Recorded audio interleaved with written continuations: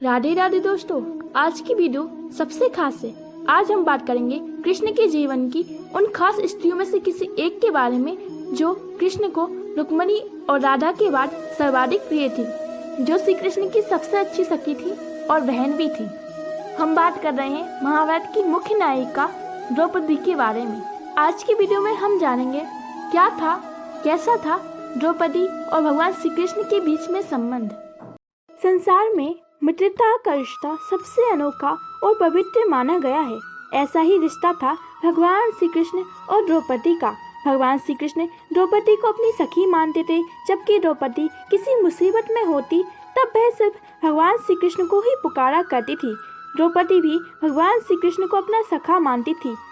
यज्ञ की अग्निकुंड से उत्पन्न होने के कारण द्रौपदी का एक नाम यज्ञसेनी था और पांडवों की पत्नी होने के कारण द्रौपदी का एक नाम पांचाली भी हुआ। राजा द्रौपद अपनी पुत्री द्रौपदी का विवाह श्री कृष्ण से करवाना चाहते थे, लेकिन द्रौपदी श्री कृष्ण को अपना सखा मानती थी और श्री कृष्ण भी द्रौपदी के प्रति सखा सा ही स्नेह रखते थे। द्रौपदी और श्री कृष्ण के बीच जब मुलाकात हुई तब भगवान श्री कृष्ण ने द्रौपदी को अर्जुन के बारे में बताया और कहा कि वह आर्यों में श्रेष्ठ है और तुम्हारे लिए उत्तम है। इस तरह भगवान श्री कृष्ण के कहने पर द्रौपदी का मन अर्जुन की तरफ आकर्षित हुआ। श्री कृष्ण और द्रौपदी दोनों मित्रतापूर्ण व्यवहार करते थे। महाभारत के अनुसार भगवान श्री कृष्ण ने सुदर्शन चक्र से शिशुपाल का वध किया। तब भगवान श्री कृष्ण की उंगली कट गई थी और उसमें से निरंतर खून बह रहा था। तब द्रौपदी ने तुरंत अपनी साड़ी का पल्लू फाड़कर भगवान श्री कृष्ण की उंगली पर पट्टी बांधा था। तब श्री कृष्ण ने कहा, मैं इस बात को हमेशा याद रखूंगा और भविष्य में इस साड़ी के टुकड़े की कीमत जरूर चुकाऊंगा।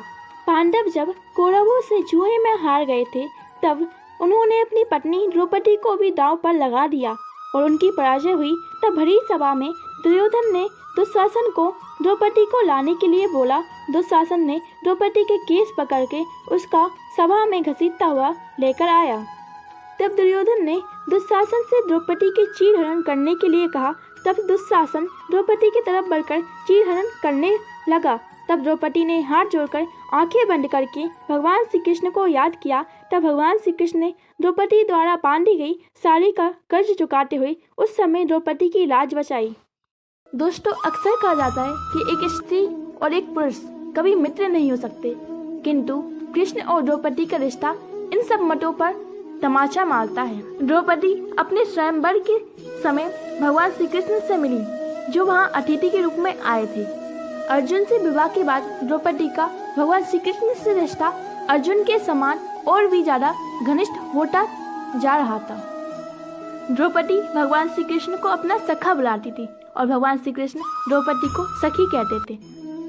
हालांकि कई बार शिशुपाल जैसे कई लोगों ने द्रौपदी और भगवान श्री कृष्ण के रिश्ते के बारे में लांछन लगाया, किंतु सत्य में द्रौपदी और भगवान श्री कृष्ण की मित्रता का पवित्र संबंध कोई और हो ही नहीं सकता।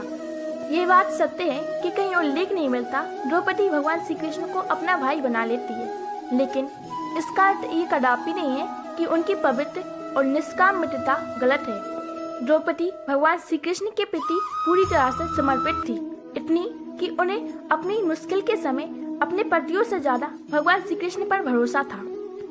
कई बार पांडवों के नहीं बल्कि भगवान श्री कृष्ण के समझाने पर द्रौपदी मान जाती थी और पांचों पांडव भगवान श्री कृष्ण के स्वरूप से परिचित थे, इसलिए उन्हें द्रौपदी और भगवान श्री कृष्ण के संबंध से कोई समस्या भी नहीं थी। एक बार इंद्रपृष्ठ में पतंग उड़ाते समय भगवान श्री कृष्ण का हाथ कट गया तो द्रौपदी ने बिना देरी किए अपनी शाही साड़ी का वस्त्र फाड़कर श्री कृष्ण के हाथ में बांध दिया। तब श्री कृष्ण को वचन देना पड़ा कि द्रौपदी, तुम्हारे मित्रता के वस्त्र का ऋण मैं अवश्य चुकाऊंगा, और समय आने पर भगवान श्री कृष्ण ने उस ऋण को चुकाया भी था, जो कि वस्त्र हरण के समय संपूर्ण विश्व ने ये देखा कि द्रौपदी की साड़ी कभी खत्म ही नहीं हो रही। 14 वर्ष के अज्ञातवास में एक दिन द्रौपदी की कुटिया में जब ऋषि दुर्वासा पधारे, तब दरिद्र द्रौपदी के पास अन्न का एक दाना भी नहीं था। द्रौपदी के एक बार पुकारने पर जब भगवान श्री कृष्ण प्रकट हुए और द्रौपदी की सच्ची श्रद्धा और पूर्ण समर्पण को देखकर भगवान श्री कृष्ण ने द्रौपदी के दिए एक अन्न का दाना जब खाया तो उनकी आत्मा तृप्त हो गई। और भगवान श्री कृष्ण ने ऐसी लीला रची कि ऋषि दुर्वासा का पेट भर गया। कृष्ण संपूर्ण महाभारत काल में द्रौपदी और पांडवों के साथ उपस्थित रहे। द्रौपदी को रुक्मिणी के समान सबसे सुंदर स्त्रियों में से एक माना जाता है। महाभारत में द्रौपदी को 9 स्त्रियों में से एक माना जाता है। क्या आप जानते हैं द्रौपदी का एक नाम कृष्णा भी था। महाभारत के अनुसार द्रौपदी का रंग सांवला था, इसलिए उसका एक नाम कृष्णा भी था।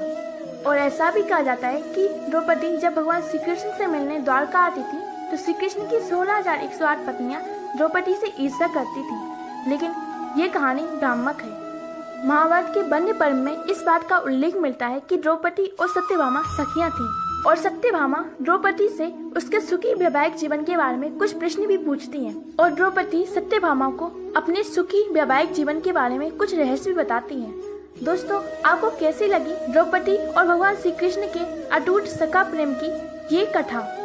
अगर आपको ये कहानी अच्छी लगी है तो प्लीज लाइक, कमेंट और शेयर, सब्सक्राइब करना मत भूलिए और नोटिफिकेशन बेल भी जरूर ऑन कर लें ताकि हमारी वीडियो की सारी नोटिफिकेशन सबसे पहले पहुंचे आप तक।